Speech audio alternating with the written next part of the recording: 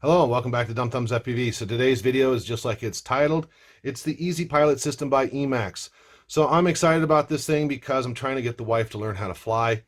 I want to be able to fly with her this next summer, go into remote places here in Montana with our Jeeps and just have fun together as a couple. And so I didn't really know how to go about getting her into FPV without a lot of frustrations.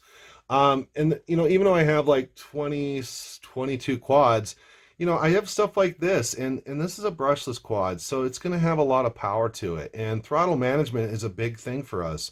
And so what I like about the Easy Pilot system is that you don't have to learn that starting out, because the beginner mode on this, the throttle isn't linear. So what it is you have a built-in barometer here, and I know that's been done in our hobby before, but these guys really did a great job on that. And so because this is no longer linear and it does try to hold its altitude, all you have to do is when you want to go up, you just use this kind of as a switch. So you just blip it once and it rises just a little bit and it tries to hold that altitude.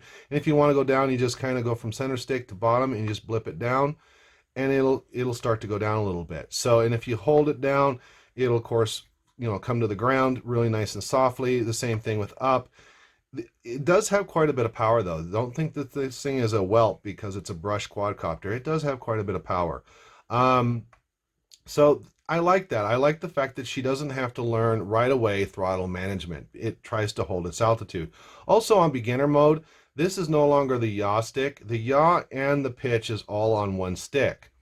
And the thing I like about that is for people who just want to get in the beginner and stuff and get up and flying, um, this actually in this mode flies like an RC car. So meaning that when you blip it up and you get to the altitude you want and you start flying, it's all on one stick. So it's like steering an RC car around, and it's very predictable. I mean, the rates on this are really, really low for beginners in beginner mode, and I like that.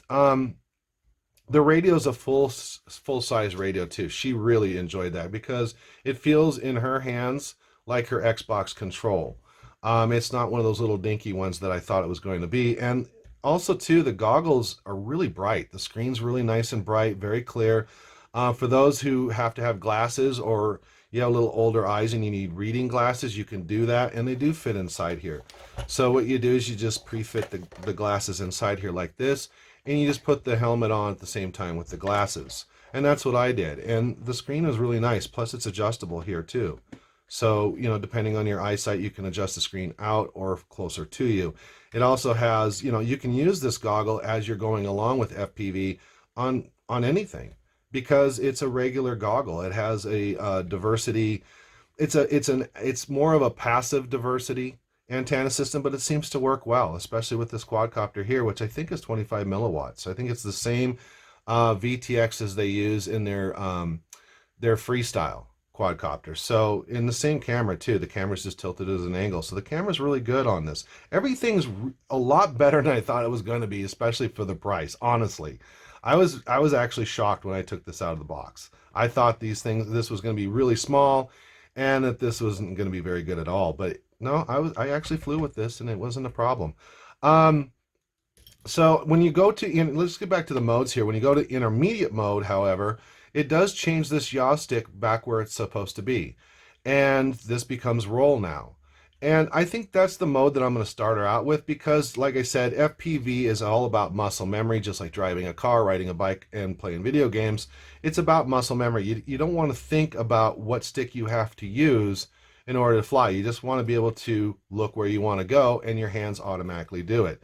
So in intermediate mode, what I like about it is that this does return this stick back to yaw, and this becomes your roll. And what I like about that is because this is about muscle memory, you don't build up any bad habits.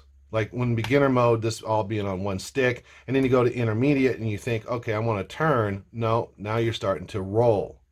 And it might take a little bit to get out of that. So I'm going to start out on intermediate. I'm also going to start her line of sight.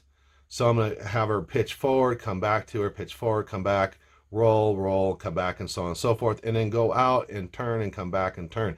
After she learns to do that line of sight, then she can strap the goggles on.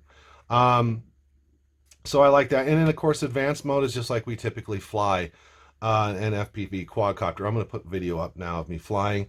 Um, Everything about this I do like. I do see some things that I would like to see improved. For example, I wish they would have used the USB on here. It has a little USB for charging, and it does a great job off a cell phone charger. This turns red, and then when it's done, it turns green. And the same thing with the battery that comes with the FPV helmet. It has a little light on it right here. You just plug it in. It didn't take much time, and these are single cells. So if you want a faster charger, you can buy a faster charger. You can buy it off Amazon or Banggood and just charge it a little bit faster. Um, but this is only for charging, and I wish it was a full USB, because then you could use this with a flight simulator, like oh, what's that one called? The freeloader. It has a free demo, and it's really good, and it's free. So I wish they would have done that. I also wish they would have used a different camera angle for beginners. It's pretty aggressive. It's set about a 25-degree angle, and the problem with that is when you're first learning, you're going to be staring at the ceiling quite a bit. It's not going to be centered. So I wish the camera was adjustable so they could, a beginner could adjust it down to 0, and that way what they're looking at is zeroed into the FPV goggles, and so it doesn't seem disorientating, when you're putting along and you're staring at the ceiling. See, so I wish they would have done that. But really, I also wish it had a bind button, because, like I said, the controller's not bad. I mean, as you can see, I'm flying around with the controller, and I'm doing all right. So I wish they would have had a bind button on here so that you could use the controller and the goggles for, the Emax Freestyle, or you could have used it for the bigger brother of this, which is 2S, and grow different, with the hobby, get different quadcopters and still be able to use these two things. So I think that was an oversight on their part. The one thing I did notice is that when I began is that this wanted to drift. It wanted to drift to the left, and it wanted to drift back. Now I pushed the battery. You can see the battery connects down below. I did push the battery more off to the side here, so it tried to control that drifting. But honestly, what I had to do is I had to calibrate. So in order to calibrate the quadcopter, it was very, very simple. And that is once you plug it in, once you turn on your controller, plug in the quadcopter, you just have to hit this 7 times. Make sure this is on an absolute level surface, and then just go 1, 2, 3, 4, 5, 6, 7. That's it.